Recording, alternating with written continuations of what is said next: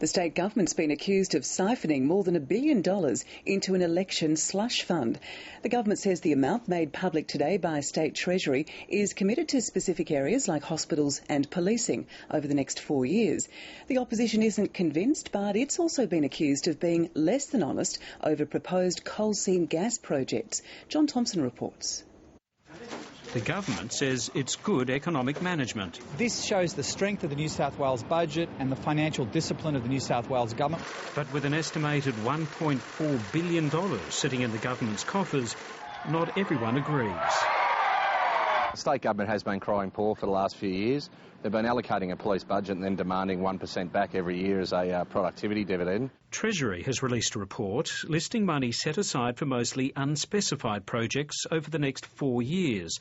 The term is funds allocated but not committed. If you have a project that, say, runs over 4 years, the first year's been committed. We know there'll be years 2, 3 and 4, but they may not have been committed.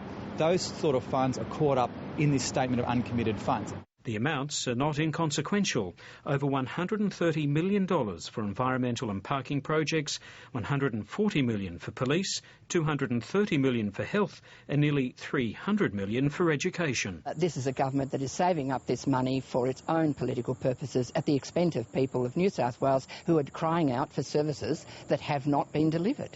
Even projects that are being delivered are causing the government headaches, with revelations that Joe Tripodi, as Ports Minister, failed to disclose that his younger brother worked for the successful tenderer of the Port Botany expansion. This government that doesn't seem to understand probity.